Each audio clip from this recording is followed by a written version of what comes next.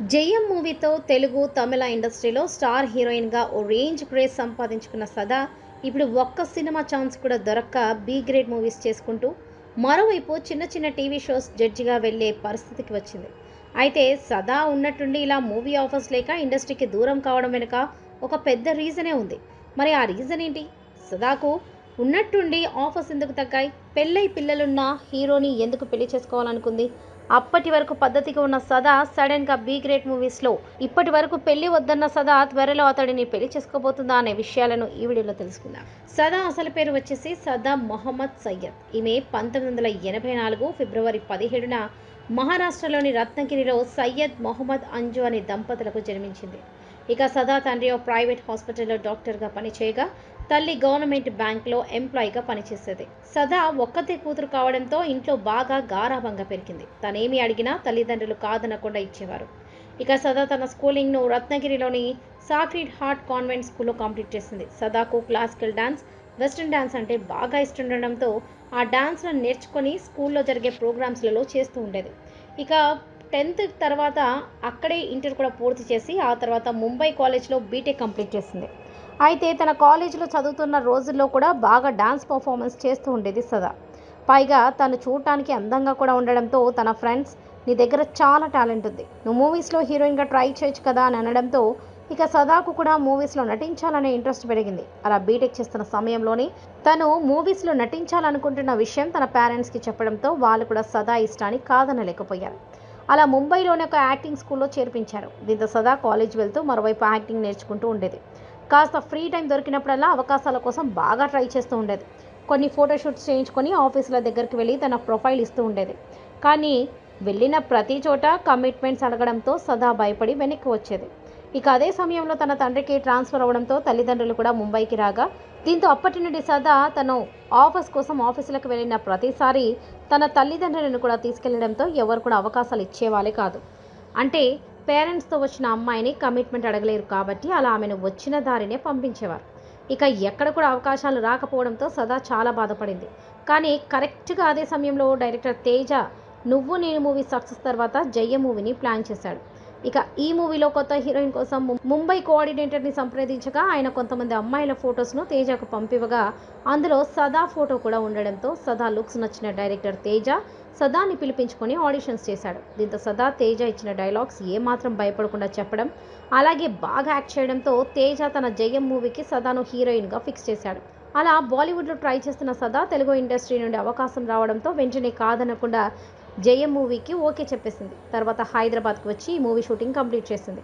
ఇక జయం movie 2002 June 14న release అయి బ్లాక్ బస్టర్ హిట్ అవ్వడంతో సదా తొలిసారిగా తెలుగు ప్రేక్షకులను ఫిదా చేసింది. దీంతో తెలుగులో సదాకు బాగా అవకాశాలు కూడా వచ్చాయి.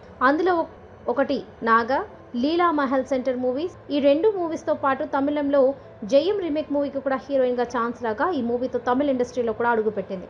అయితే జూనియర్ ఎన్టీఆర్తో చేసిన నాగా మూవీ ఓకే టాక్ తెచ్చుకోగా, లీలా మహల్ మూవీ బోల్తా కొట్టింది.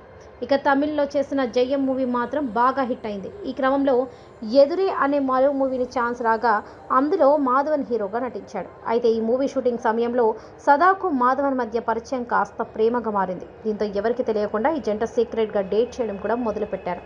తర్వాత తెలుగులో దొంగ దొంగది మూవీ చేయగా ఈ మూవీ సూపర్ హిట్ అవ్వడంతో సదా ఖాతాలో మరో సక్సెస్ వచ్చి పడింది.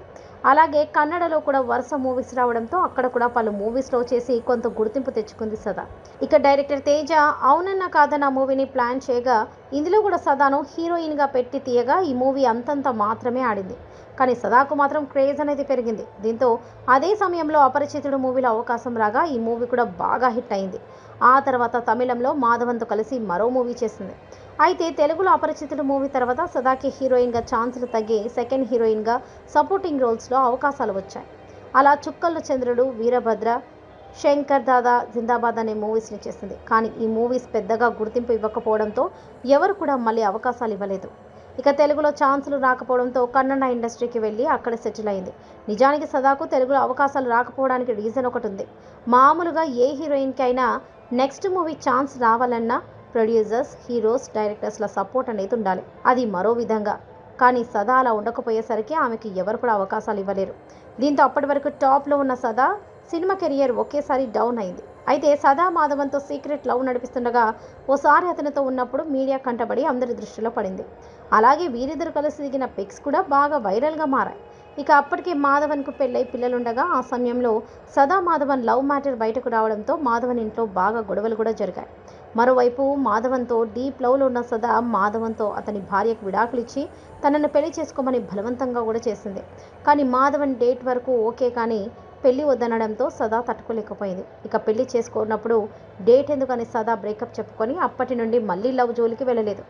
దీంతో పాటు పెళ్లి అనే దానిపై కూడా ఆమె నమ్మకం పోవడంతో పెళ్లి కూడా చేసుకోవద్దని అప్పటి నుండి ఒంటరిగా ఉంటూ వస్తుంది సదా.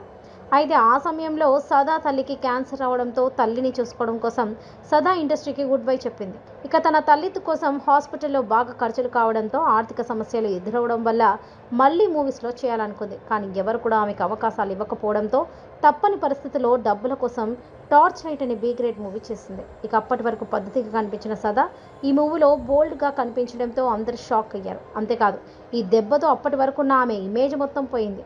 దీంతో కూతురు డబ్బు కోసం అలాంటి మూవీస్లో చేయడం తట్టుకోలేకపోయిన తల్లిదండ్రులు డబ్బులు లేకపోయినా పర్వాలేదు కానీ ఇలాంటి మూవీస్ చేయొద్దని చెప్పడంతో సదా కూడా మళ్ళీ అలాంటి మూవీస్లో చేయలేదు. కానీ ఆ తర్వాత కొందరి మేనేజర్ల సహాయంతో బుల్లితెరపైకి అడుగుపెట్టి జడ్జిగా చేయడం మొదలుపెట్టింది. అదే సమయంలో తేజ డైరెక్షన్లో అహింస మూవీలో చేయగా ఈ మూవీ ఫ్లాప్ అవడంతో సదాకి కూడా ఎలాంటి యూజ్ లేకుండా పోయింది. ఇక సోషల్ మీడియాలో కూడా సదా యాక్టివ్గా ఉంటూ జంతువులకు సంబంధించిన ఫొటోస్ను ఎప్పటికప్పుడు షేర్ చేస్తూ తనకు నచ్చిన లైఫ్ను ఎంజాయ్ చేస్తుంది. అయితే 40 దాటినా కూడా సదా ఒంటరిగా ఉండడంతో ఇంట్లో వాళ్ళు పెళ్లి చేసుకోమని బాగా ఫోర్స్ చేస్తూ ఉండడంతో వారి కోసం పెళ్లికి ఒప్పుకుందని తెలిసింది. దీంతో తన తల్లిదండ్రులు చెన్నైకి చెందిన ఒక బిజినెస్ మ్యాన్తో సంబంధం ఓకే చేశారని, తర్వాత ఈ విషయం గురించి పట్టించుకున్నట్లుగా తెలిసింది. చూడాలి మరి సదా ఇప్పుడైనా పెళ్లి చేసుకుంటుందా లేదా సింగిల్ లైఫ్ని లీడ్ చేస్తుందా అనేది. మరి సదా గురించి మీ అభిప్రాయం ఏంటో కామెంట్ సెక్షన్లోకి తెలియజేయండి.